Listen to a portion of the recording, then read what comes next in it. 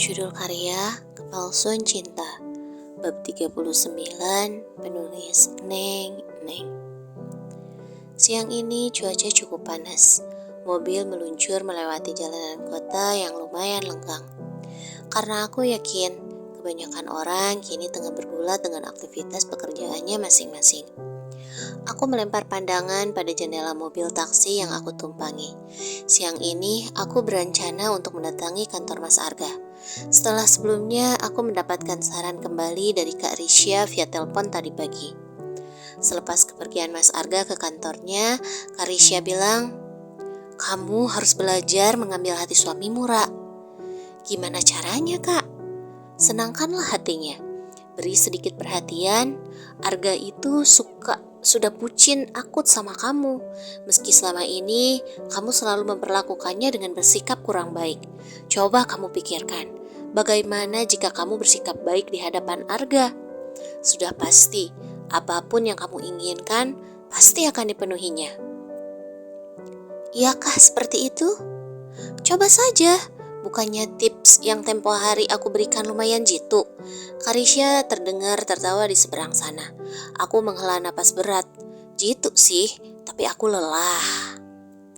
Gak lagi-lagi aku ngikutin saran kakak yang satu itu. Aku memberengut kesal setiap mengingat kejadian waktu itu. Lah, kenapa? Selain keinginanmu dikabulkan suamimu, kamu juga dapat pahala, Ra. Karisya kembali terkekeh di ujung sana. Aku semakin mendelik. Antara malu dan kesal bercampur aduk jadi satu. Terus, Mira harus apa sekarang, Kak? Ya, kamu coba kasih perhatian sama Arga. Misalnya, kamu datangi kantornya, ajak makan siang bersama. Tapi Mas Arga tidak akan mengizinkan aku pergi dari rumah tanpanya, Kak. Itu kalau kamu perginya selain menemui Arga. Coba kalau kamu perginya untuk menemui Arga. Pasti Arga gak akan marah. Percaya aja, coba deh. Akhirnya aku menimang-nimang untuk pergi menemui Mas Arga di kantornya. Dan akhirnya disinilah aku sekarang, di parkiran kantor Mas Arga, dengan tangan menenteng rantang makanan untuk makan siang Mas Arga. Hasil dari masakanku siang ini, rempong setengah mati saat aku berusaha memasak lalu berdandan secantik mungkin demi mengambil hatinya. Berat. Tapi demi kebebasanku, aku harus mencobanya, bukan? Mira ya? Aku menoleh pada asal suara.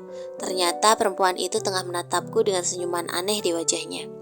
Perempuan yang tempo hari sempat membuat aku dan Mas Arga bertengkar hebat. Ngapain dia di sini? Hatiku bertanya-tanya. Iya, aku mengangguk dengan wajah datar. Seketika rasa kesal mendominasi akalku. Ngapain di sini? Tanyanya tanpa tahu malu. Aku ini istrinya Mas Arga dan kantor yang tanahnya sedang dia injak adalah kantor milik keluarga Mas Arga. Lalu dia bertanya, ngapain di sini? Lucunya wanita ular ini. Gemasnya aku. Mau ketemu suamiku? Aku meliriknya sekilas. Perempuan ini masih sama. Kemana-mana selalu menggunakan pakaian kurang bahan, hingga tubuhnya selalu menjadi pusat perhatian orang-orang. Oh, kebetulan. Aku juga mau bertemu sama Mas Win, ucapnya dengan nada genit di pendengaranku. Siapa Mas Win? Tanyaku mengerutkan kening. Mungkinkah salah satu karyawan di kantor ini? Oh, Mas Win itu panggilan sayangku dulu untuk Arga. Aku lebih suka memanggil nama belakang Arga daripada memanggilnya Mas Arga. Dia tergelak sendiri, menatapku aneh, lalu mengibaskan rambut ikalnya ke belakang, membuatku sedikit terperangah. Oh, seketika dadaku terasa panas. Jadi, selama ini Mas Arga sering bertemu dengan Anastasia. Jadi, selama ini Mas Arga punya hubungan spesial dengan Anastasia. Pantas saja Mas Arga rela meninggalkan aku sendirian demi perempuan ganjen ini. Aku berjalan lurus menuju ruangan Mas Arga, meninggalkan Anastasia sendirian. Setelah sebelumnya, aku pun sempat mengibaskan rambut lurusku tepat di wajahnya, hingga membuat perempuan itu sempat sedikit terjengkang. Rasain. Ku ketuk pintu dengan gerakan lembut, membenahi diri sebaik mungkin, seperti aku ingin bertemu dengan kekasihku saja. Aku membuka pintu perlahan setelah suara Mas Arga menginterupsi untuk ku masuk. Mas, aku menyapa lembut pria yang tengah duduk di kursinya. Pria dengan kacamata yang bertengger di hidung mancungnya tersebut tengah memeriksa beberapa kertas yang tidak aku mengerti. Seketika dia mendongak lalu menatapku dengan tatapan terkejutnya. Sayang, kenapa kamu kesini? Kamu sama siapa kesini? Kenapa bisa sampai di sini? Dia segera menghampiriku, memberondongku dengan banyak pertanyaan, lalu memegang kedua pundakku, memutar tubuhku seperti sedang memeriksa sesuatu. Sungguh, aku tidak suka diperlakukan seperti anak kecil. Mas Arga selalu berlebihan. Kini posisiku berhadapan dengan Mas Arga. Sementara Mas Arga memunggungi pintu yang masih terbuka akibat ulahku. Dari jauh aku melihat Anastasia tengah berjalan dengan langkah anggun dan gemulai. Seketika pikiran untuk mengerjainya terlintas di benakku. Aku kesini sendiri. Aku kesini karena merindukanmu, Mas.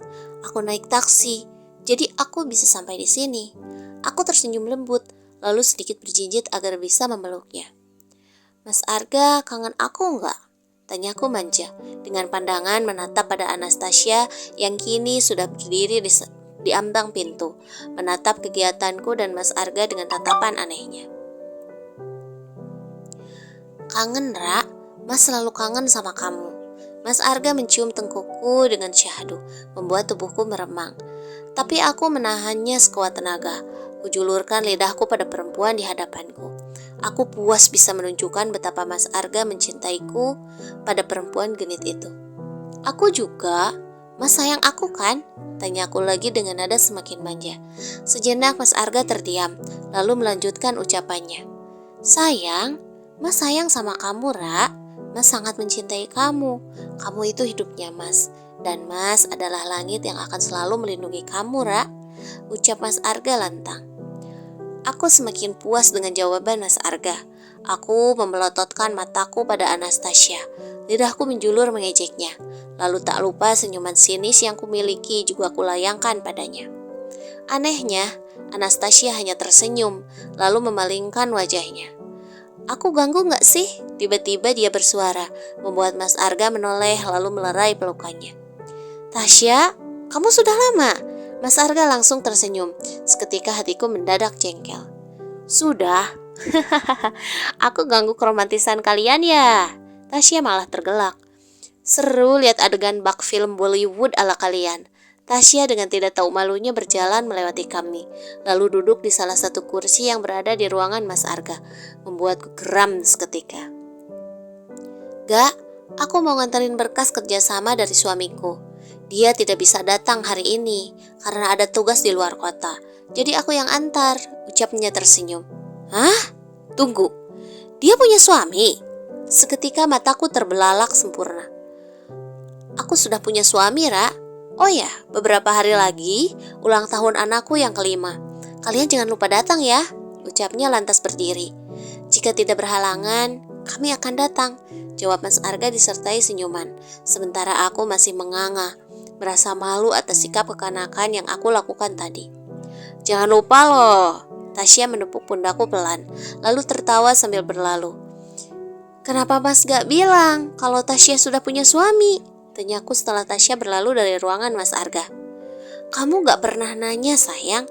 Aku mau jelasin tapi kamu gak pernah mau denger. Bla bla bla bla bla bla bla bla bla. Mas Arga menjelaskan hubungannya selama ini bersama Tasya. Selain bersahabat dengan Tasya, ternyata Mas Arga juga bersahabat dengan suaminya. Pantas saja mereka terlihat sangat akrab. Rupanya tadi Tasya hanya mengerjaiku. Malunya aku. Kamu kenapa, Ra? Kok mukulin kepala terus? Kamu pusing? Tanya Mas Arga menatapku khawatir. Aku malu.